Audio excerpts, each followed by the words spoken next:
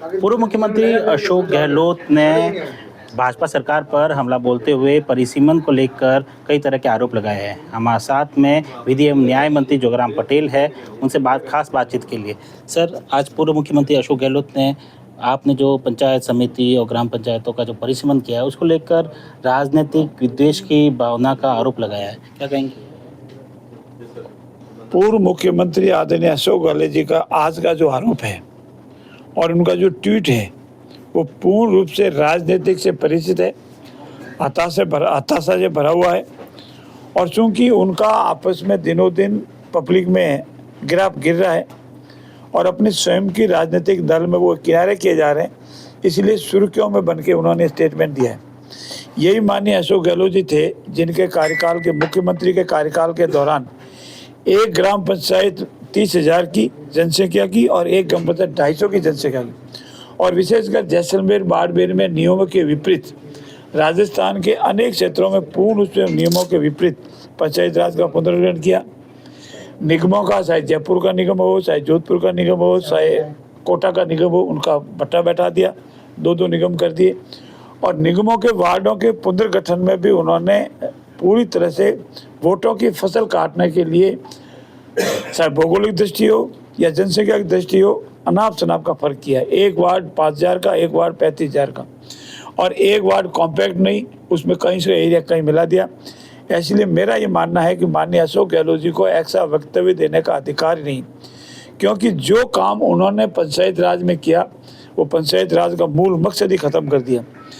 1.5 साल 2 साल का अंतर, एक ग्राम पंचायत दूसरी ग्राम पंचायत, पंचायत समिति और निगम से निगम का रखा। इसीलिए वर्तमान में एक साथ चुनाव कराने के लिए बहुत भारी लफड़ा पैदा हो रहा है। जिस व्यक्ति ने पंचायत राज का भट्टा बैठा दिया, राजनीति और तुष्टीकरण से वार्डों का और निगमों का पुनर्गठन किया, उन व्यक्ति को आरोप लगाने का अधिकार नहीं है। इसलिए हमारे यहाँ कहावत है, जो काश के घर में रहते हैं वो दूसरों को पत्थर नहीं फेंकते हैं।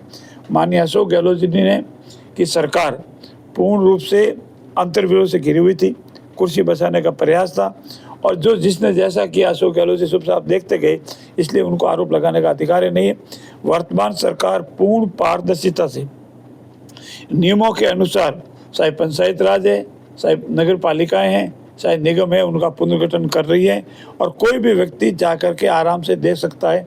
10% का वेरिएशन होता है, ये नियमों में है। 100 की जनसंख्या भी हो सकती है, 90 की हो सकती है, 10 की भी हो सकती है। इससे ज़्यादा वेरिएशन आपको कहीं नहीं मिलेगा। भौगोलिक दृष्टि से भी एक कॉम्पैक्ट एरिया है, कहीं भी कोई फर्कवार नहीं मिलेगा।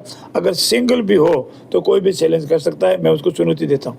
सर, आपने उनके राजनीतिक कद कम होने की बात कही है, क्या वाकई आपको लगता है कि क्योंकि जोधपुर उनका गृह नगर भी है और राजनीतिक कद उनका कम हुआ है उनका? वो जोधपुर के हैं, ये हमारे लिए अच्छी खबर है, हमारे लिए प्राउड है। वो 3 बार मुख्यमंत्री रहे या अन्य पदों पर, ये भी हमारे लिए गर्व की विषय है। लेकिन वर्तमान में सचिन पायलट के बढ़ते हुए कद के सामने उनको धीरे धीरे किनारा किया जा रहा है।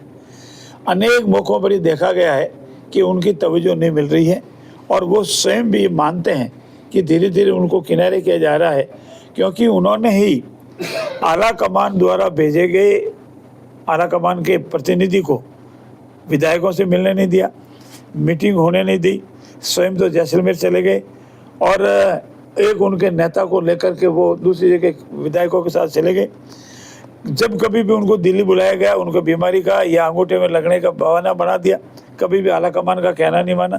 इसलिए उनका आला कमान ये समझ गया है कि अशोक गहलोत सिवाय आला कमान के आदेश की, उनके मंशा की अनदेखी कर रहे हैं, और इसीलिए उनको धीरे धीरे साइड किनारे किया जा रहा है, ऐसा मेरा मानना है।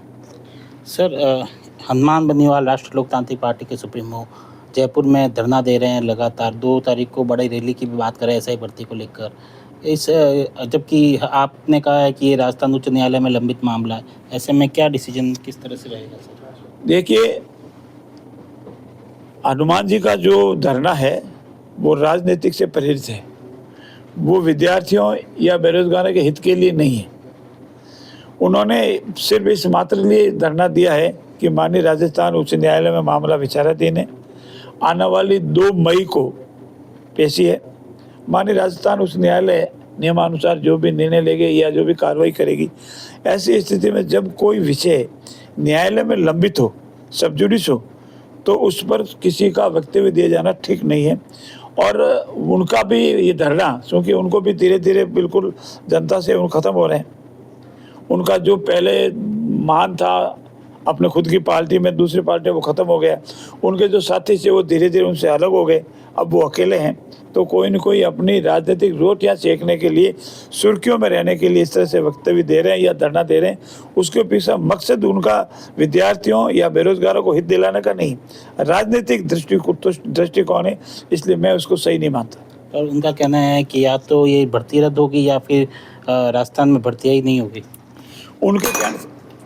उनके कहने से नहीं होता है। राजस्थान में भर्तियां हुई है, 70,000 लोगों को रोजगार दिया गया है। जो भर्तियां निकली उसका कैलेंडर जारी हुआ है, एक भी पर्चा लीक नहीं हुआ, कोई संदिग्ध गतिविधियां नहीं हुई। और पूर्ववर्ती सरकार के कार्यकाल के दौरान जितनी भी भर्तियां हुई वो संदिग्ध है, जिसके धीरे धीरे पर्चा खुल रही है। इसलिए उनके कहने से कुछ नहीं होगा। भर्तियां होगी, नियमानुसार होगी, समय पर होगी और पूर्ण पारदर्शिता और निष्पक्षता से होगी। और जो हमारा लक्ष्य है 5 साल में 4 लाख लोगों को रोजगार देने का, वो लक्ष्य हम देंगे। सर, सरकार को अब जवाब देना है सर, ऐसे में से SI भर्ती में सरकार क्या सकारात्मक कुछ जवाब, कुछ निर्णय आएगा सर? देखिए, जहाँ मामला न्यायालय में विचाराधीन हो उस पर ज़्यादा टीका पर नहीं गए। सरकार ने अपना जवाब पहले ही दे दिया है, अब न्यायालय में विचाराधीन, देखते हैं न्यायालय क्या निर्णय लेता है। इस संबंध में इतना ही कह पाऊंगा, उससे ज़्यादा नहीं। धन्यवाद। ये थे हमारे साथ में कैबिनेट मंत्री जोगाराम पटेल, जिन्होंने तमाम मुद्दों पर न सिर्फ पूर्व मुख्यमंत्री अशोक गहलोत के राजनीति पर बात की, साथ ही हनुमान बेनीवाल जो SI भर्ती को लेकर जयपुर में धरना दे रहे हैं, उनके ऊपर भी खुलकर बात की। सुमित देवड़ा, TV9 जोधपुर।